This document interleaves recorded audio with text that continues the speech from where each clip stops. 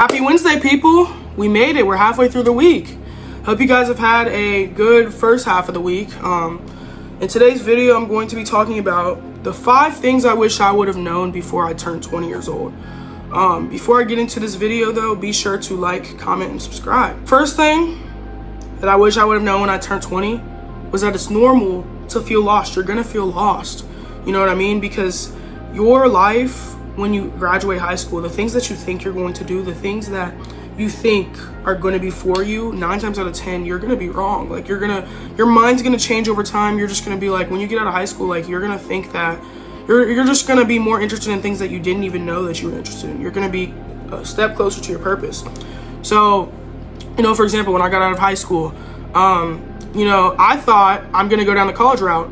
I'm gonna go play basketball in college. Turns out I did not want to go down to college route. I just wanted to start a business, as I'm doing now, making content, starting a personal brand, life coaching. Like, I didn't even know. If you would have told me 4 years ago I would have been a life coach making content, I would have laughed in your face, because I thought the plan for me was go get a business degree, go get a minor in psychology. That's what I wanted to do, and it just changed completely. So that's really what causes the feelings of feeling lost and uncertain. But it's okay, because if you have God close by your side, you have a relationship with him and trust him and have faith, he will guide you through the steps to get you on your purpose, or lead you into your purpose. Number 2, the second thing I wish I would have known in my early 20s is relationships are not a priority and they don't matter. I'm not talking about those of you who have been in healthy relationships since high school. Like, if you have had a partner for 4 years in your early 20s, you were probably 16, 17 when you met them and you were still in high school. If it's still working out for you, perfect. I'm not talking about you. I'm talking about the ones that are actively trying to find partners, relationships. You're searching for it. That shit does not matter right now. Just focus on building your empire. Obviously, from time to time, you can go on dates, experience guys, experience girls, hang out with them from time to time, but you should not be searching for a long-term partner. Especially if you're dating for marriage. I date to marry somebody. I date to build a family with somebody. I want to have that family one time, eventually, with one person. And I want that person to be my forever. So if that's the case with you too, don't be searching for that right now. Because a lot of people in this age range, they want to party, they want to hook up with people, and they want to build a roster. It's literally, they just want to jump from person to person to person to person. That is their goal. And that is not an ideal partner by any means. And they are going to hurt themselves later down the line, and they clearly have a lot of healing to do. So just be very, very careful. Just don't chase the relationships. God will bring you that person. Once you show him that you are ready and you are the person that deserves that future wife, husband, kids, family, whatever it is, once you show God that you are ready for that, he will bring that to you. I promise you. The third thing I wish I would have known, before I turned 20 was, you will lose, if not all, most of your high school friends. I only have 3 friends from high school, and the rest of my friends, I met them through work, met them doing the gym, whatever the case is, but I'm not friends with people from high school. I don't even keep up with them. I unfollowed 90% of the people that I went to high school with. I probably follow, maybe 80% of the people I went to high school with. Like, I don't even feel entitled to follow them, because what value do they add to my life? Follow people that I'm cool with, or people that I actually have some form of respect for in high school. And that's really what it should be. You'll either grow apart from people might snake you, they might be going down a bad path, and then the path is just completely different from yours. And you're just going to naturally outgrow people when you're growing and becoming the person that God wants you to be and the person that you're desiring to become. So it's normal. And if you're not losing high school friends by the time you at least turn 20, 2 years out of high school, I'm personally 2 years out of high school, I lost 90% of them. You are not growing, and you are doing something wrong. So you need to figure that one out, because it's normal to lose high school friends. And it might be weird and uncomfortable, because you might have been friends with them since kindergarten, but those people were only meant to be in your season for that specific time period. Now it's time for you to grow, and now it's time for you to become the person that attracts way better friends. And when you make the better friends, you're going to be like, wow, like, these high school friends really weren't shit. It doesn't matter. It's okay. Number 4, just because you're good at something, that does not mean that you should pursue it. For example, I was good at basketball from elementary school, middle school, high school. I played basketball. I was good. Made varsity as a sophomore. I was good at basketball, but basketball just was not for me. It brought me a lot of mental distress. It provoked a lot of my mental health issues that I had in high school.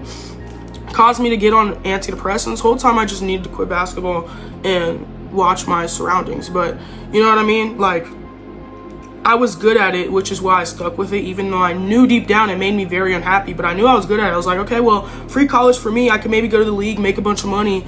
So I was like, I'll just stick with it. But that shit was really hurting me.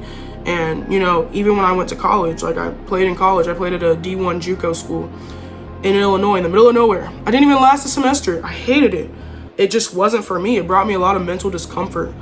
And just because I was good at it, and I learned that lesson the hard way, just because I was good at it did not mean I should have pursued it. Basketball's not for me, and God showed me that the hard way, and I needed that, so it brought me to where I am now. But just because you're good at something, and maybe people around you are telling you not to quit it, pursue it. If it makes you unhappy, quit that thing, and you will slowly get into the things that bring you happiness. Something that might be a little more challenging, but over time you're going to get good at it. Over time you're going to accomplish it. But if something brings you peace, keep it. If something brings you nothing but unhappiness, let it go. You could be good at smoking. It's not good for you. You could be good at stealing. That's not good for you. That's not something you should be doing. So just remember that and keep that in mind. And number 5, invest into yourself. You know, for example, like throughout high school, I had a shitty diet. I thought just because I was playing basketball, I was working out, oh, I'll burn this calorie, I can just eat these Skittles, brownies, cookies, I'm gonna burn it off in practice. That's a terrible mindset to have, because I had a lot of acne in high school. I was very depressed, and most of that stemmed from my diet.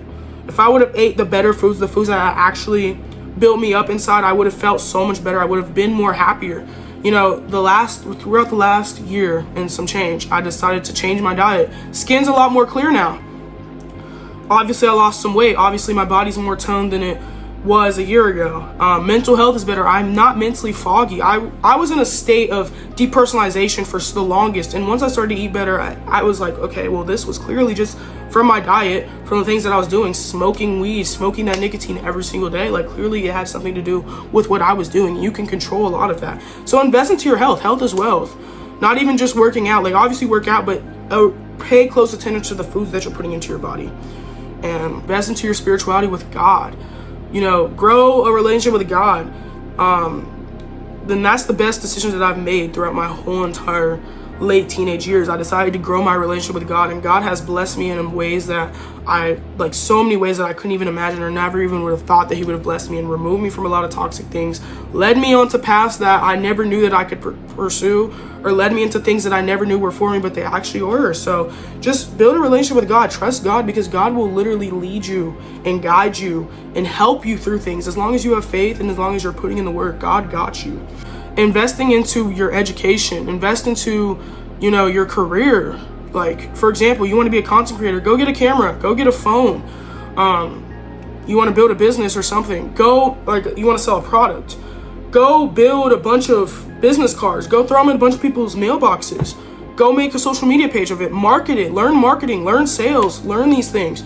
Go to a trade school, and if you want to get a degree, go get a degree. Just invest into your education, invest into what you want to do. I'm not necessarily going to college, because obviously I'm not going down that path, but invest into your career, invest into what you want to do. That will you can't just say, I want to be a content creator. You can't just say, I want to be rich, and you're not actively putting in the work every single day. You need to get one of these. If you want to be rich, if you want to be a content creator, you want to be a business owner, you need to get one of these. You need to be actively writing, studying, watching YouTube videos, doing the things that are going to get you to where you need to be and get you to where you want to be. It's not just going to happen overnight. You have to put in the work every single day, invest into yourself every single day, and I promise you, you will get there. That's really it, guys. Those are really the 5 things I wish I would have known before I turned 20. If I would have known those things before I turned 20, I would have been 10 steps ahead, but obviously I'm where I need to be. God has me here for a reason. But like I said, if I knew those things, it's crazy where I could have ended up. But if you are 16, 18, 19, in high school, starting out high school, leaving high school, bro, implement these things. I promise you, it will get you 10 steps ahead of your peers, of people around you. Just implement those things and learn these things. Most importantly, keep God close. I appreciate all of you for tuning into this video. If you stayed to the end, be sure to like, comment, subscribe. I am a life coach, so I do have a community just for you between the ages of people 18 to 25. I help people navigate through life challenges, find their purpose, step into their purpose. I will drop the free intro to the community down in the link description, and I also have a free Discord. And I will see you guys in the next video. Peace. All love.